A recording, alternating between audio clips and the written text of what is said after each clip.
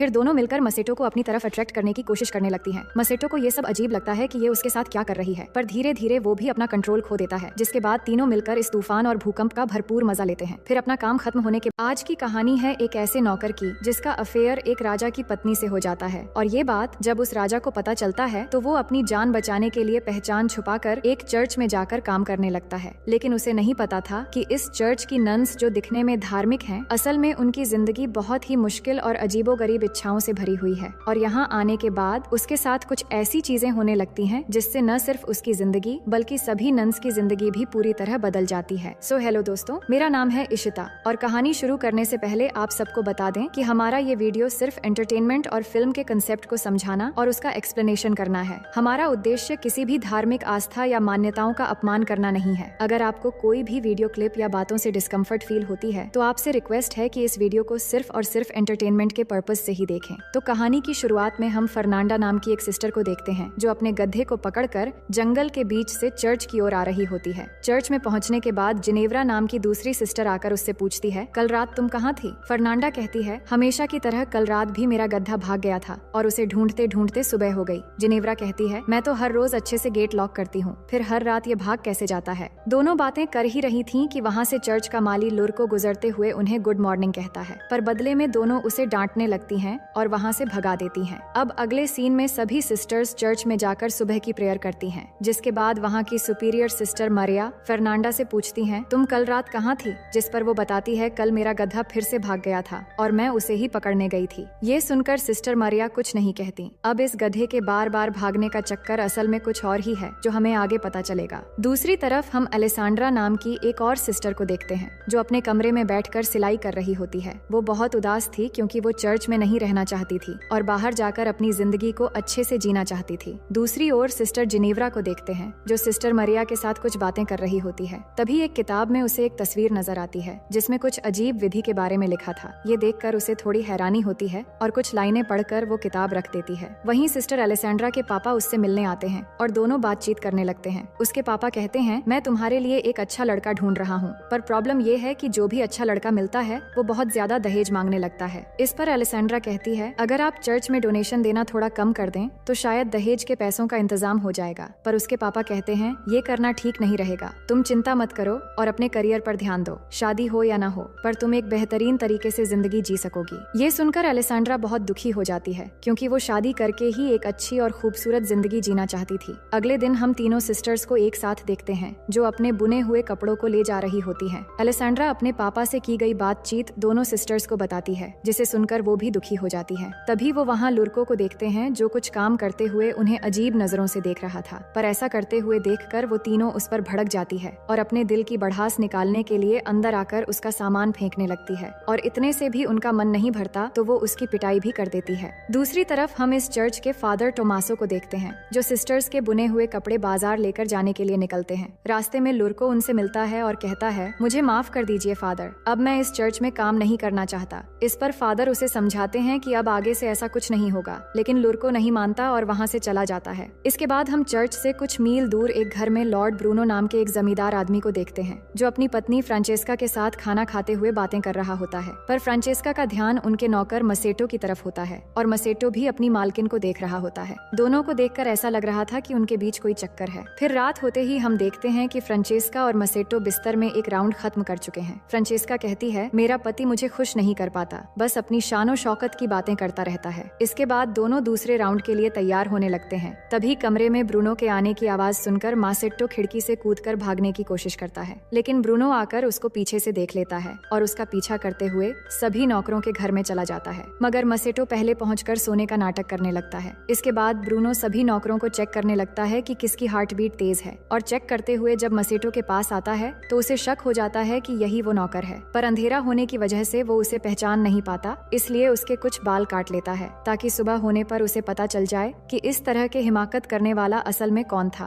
पर ब्रूनो के जाते ही मासेट्टो उठकर अपने सभी साथियों के बाल भी थोड़ा थोड़ा काट देता है। सुबह होते ही ब्रूनो सभी नौकरों को लाइन में खड़ा करता है और एक एक करके चेक करने लगता है, लेकिन सभी के बाल थोड़े थोड़े कटे हुए होते हैं, जिससे वो समझ नहीं पाता कि वो आदमी कौन था। फिर भी वो समझ जाता है कि जो भी है वो बहुत होशियार है। फिर सबको धमकी देते हुए कहता है कि मैं जिसे ढूंढ रहा हूँ, अगर मैंने उसे पकड़ लिया तो उसका काम तमाम समझ समझो। फिर वो सभी नौकरों के बाल कटवाकर छोटे करवा देता है। अब अगले दिन जब फ्रांचेस्का और ब्रूनो खाना खाने बैठते हैं तो ब्रूनो अपनी वाइफ को वार्निंग देते हुए कहता है कि तुमने जो भी किया ठीक नहीं किया। मैं जानता हूँ कि तुम भी इन सब में शामिल हो। अगर वो नौकर एक बार मुझे मिल गया तो मैं उसके साथ साथ तुम्हें भी खत्म कर दूंगा। लेकिन फ्रांचेस्का ब्रूनो से बिल्कुल भी नहीं डरती और कहती है कि तुम ऐसा कुछ भी नहीं कर पाओगे। इसी बीच ब्रूनो अपनी वाइफ और मसेटो को इशारा करते हुए देखकर समझ जाता है कि वो नौकर मसेटो ही है। फिर आगे हम मसेटो को काम करते हुए देखते हैं और वहाँ फ्रांचेस्का भी होती है जो मसेटो के पास आती है और उसके साथ जबरदस्ती भूकंप लाने की कोशिश करने लगती है। लेकिन इस बार दूर से ब्रूनो उन्हें देख लेता है और गुस्से में आकर अपने आदमियों से कहता है, मसेटो को पकड़ के मेरे पास ले आओ। मसेटो ने भी देख लिया था कि ब्रूनो ने सब कुछ देख लिया है, इसलिए वो अपनी जान बचाने के लिए वहाँ से भागना शुरू कर देता है और ब्रूनो के आदमी भी उसके पीछे पड़ जाते हैं, लेकिन वो उसे पकड़ नहीं पाते। जंगल से होते हुए भागते भागते बहुत दूर जाने के बाद मसेटो फादर टोमासो को देखता है। फादर ने बाजार जाने के रास्ते में थोड़ा वाइन पी लिया था और नशे की वजह से उनकी गाड़ी उलट गई थी और सारे कपड़े भी नदी में बह रहे थे।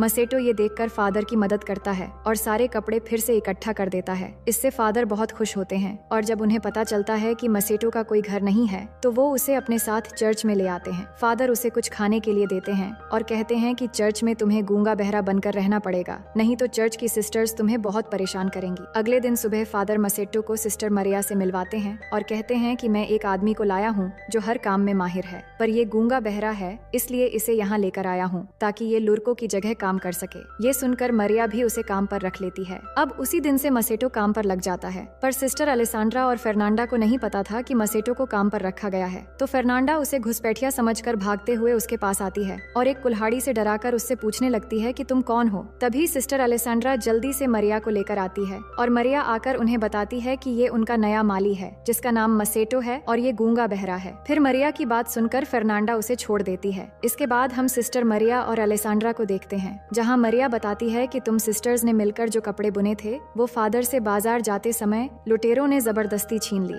मुझे अफसोस है कि तुम लोगों की मेहनत बेकार चली गई, पर अब से कपड़े बुनने के काम को बढ़ाने के लिए हम कुछ और लोगों को भी ले आएंगे ताकि कम समय में ज्यादा कपड़े बनाए जा सकें। इसके बाद अलेसांड्रा को वायोला नाम की एक बूढ़ी नन के साथ कपड़े बनाने के काम करते हुए देखते हैं, पर इस दौरान उससे कपड़े बनाने की फ्रेम टूट जाती है तो उसे ठीक करवाने के लिए वो मसेटो के पास जाने लगती है। पर तभी सिस्टर जिनेव्रा अलेसांड्रा को जाते हुए देख लेती है और छिपकर उस पर नजर रखने लगती है। अलेसांड्रा मसेटो से वो फ्रेम ठीक करने के लिए कहती है जिसे मसेटो ठीक करने लगता है, लेकिन अलेसांड्रा यहाँ अपने दिल की भड़ास निकालने लगती है कि वो यहाँ नहीं रहना चाहती और ना ही सिलाई का काम करना चाहती है। वो यहाँ से बाहर निकलकर अपनी जिंदगी को अच्छे से जीना चाहती है, पर ये सुनते हुए भी मसेटो कोई एक्सप्रेशन नहीं देता क्योंकि वो सभी के सामने गूंगा बहरा बना हुआ है। अलेसांड्रा भी ये जानती थी कि मसेटो कुछ नहीं सुन पाएगा और ना ही किसी से कुछ कह पाएगा। इसके बाद रात के समय मसेटो के कमरे में फादर आते हैं और उससे पूछते हैं आज का दिन कैसा गया, क्योंकि यहाँ की सिस्टर्स थोड़ी झगड़ेलू हैं जिससे काम करना थोड़ा मुश्किल हो सकता है। पर मसेटो कहता है कि हाँ, कुछ सिस्टर्स सच में काफी झगड़ेलू हैं, लेकिन मैं अपना काम संभाल लूंगा। फादर कहते हैं कि चिंता मत करो, वो तुम्हें नुकसान नहीं पहुंचाएंगी, पर कुछ भी हो मुझे बताते रहना और उनके सामने गूंगा बहरा बने रहना जिससे वो तुमसे ज्यादा उलझेंगी नहीं। वहीं फर्नांडा अपने कमरे में कुछ पढ़ रही होती है, तभी उसकी खिड़की में कोई पत्थर फेंकता है तो वो खिड़की खोलकर देखती है कि उसकी बचपन की फ्रेंड मार्टा उससे मिलने आई है। इसके बाद दोनों अलेसांड्रा के कमरे में जाती हैं और तीनों मिलकर वाइन पीने लगती हैं। कुछ देर में वहाँ सिस्टर जिनेव्रा भी आ जाती है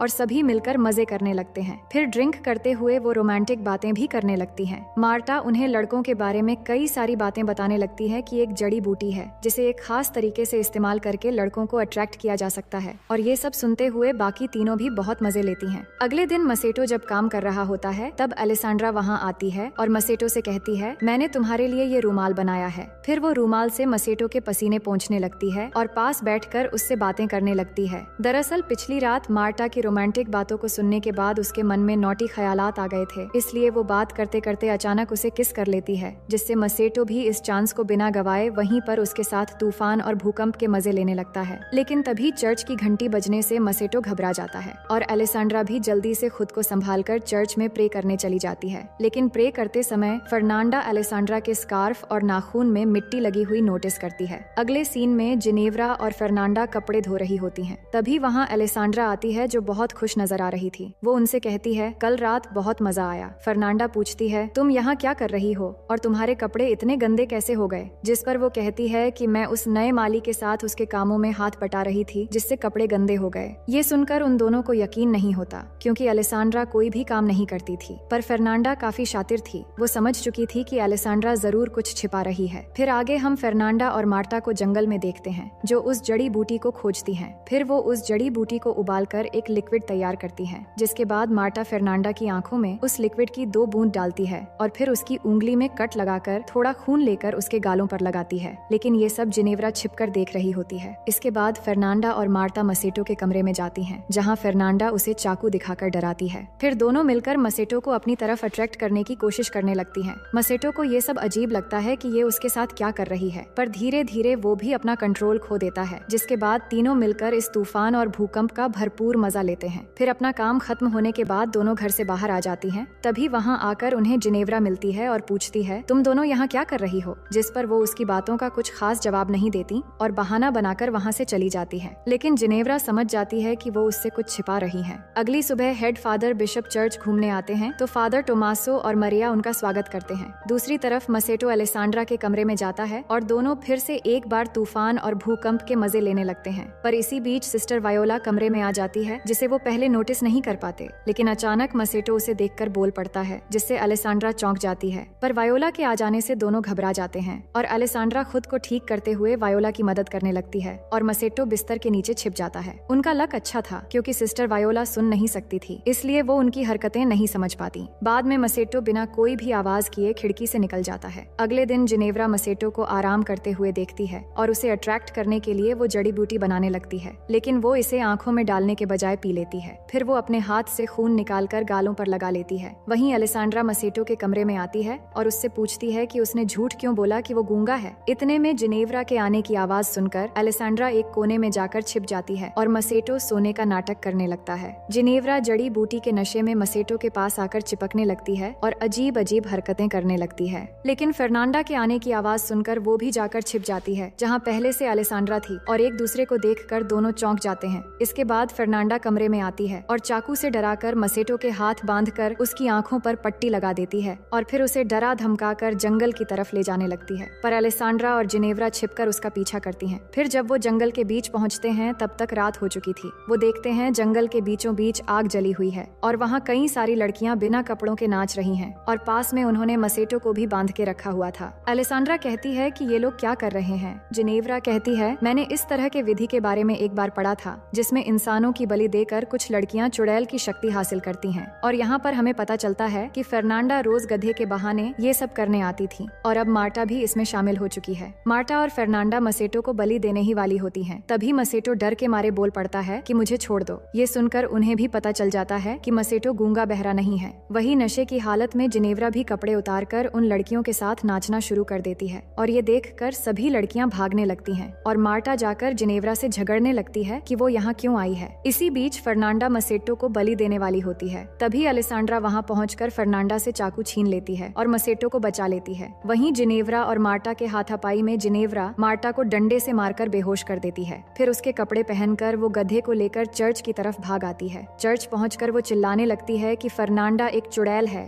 और ये सब आवाज सुनकर फादर बिशप बाहर आते हैं। तो जिनेव्रा आकर उन्हें बताने लगती है कि फर्नांडा एक चुड़ैल है। इतने में फर्नांडा, अलेसांड्रा और मसेटो भी वहाँ पहुँच जाते हैं। अलेसांड्रा फादर से कहती है ये झूठ बोल रही है और आज इसने वो जड़ी बूटी लिया और नशे की हालत में बकवास कर रही है। पर जिनेव्रा कहती है, नहीं, मैं झूठ नहीं बोल रही हूँ, ये सब एक साथ मिले हुए हैं और ये दोनों इस माली के साथ इंटीमेट भी हो चुकी हैं। ये सुनकर फादर बिशप मरिया को बुलाकर बाहर लाते हैं और पूछते हैं कि ये सब क्या हो रहा है। तभी फादर टोमासो भी मरिया के कमरे से बाहर आते हैं, जिसे देखकर सभी लोग हैरान रह जाते हैं और फादर बिशप भी समझ जाते हैं कि इस चर्च में अब तक क्या चल रहा था। इसके बाद अगले दिन फादर बिशप एक एक करके सभी को सजा सुनाते हैं और गॉड से माफी मांगने के लिए कहते हैं और फादर टोमासो को सबसे बड़ी सजा मिलती है, क्योंकि उन्होंने फादर होने का गलत फायदा उठाया था। उन्हें सजा के तौर पर एक ऐसे आश्रम में भेज दिया जाता है जहाँ सिर्फ मर्द रहते हैं और मसेटो को फिर से लॉर्ड ब्रूनो के हवाले कर दिया जाता है, जहाँ लॉर्ड के सिपाही उसे बंदी बना लेते हैं। इसके बाद हम तीनों सिस्टर्स को देखते हैं जो एक दूसरे से माफी मांगती हैं। सिस्टर जिनेव्रा भी फर्नांडा से कहती है, मुझे माफ कर देना। फिर तीनों मसेटो के बारे में सोचने लगती हैं कि शायद लॉर्ड ब्रूनो उसे मार डालेगा, इसलिए वो उसे बचाने का एक प्लान बनाती है।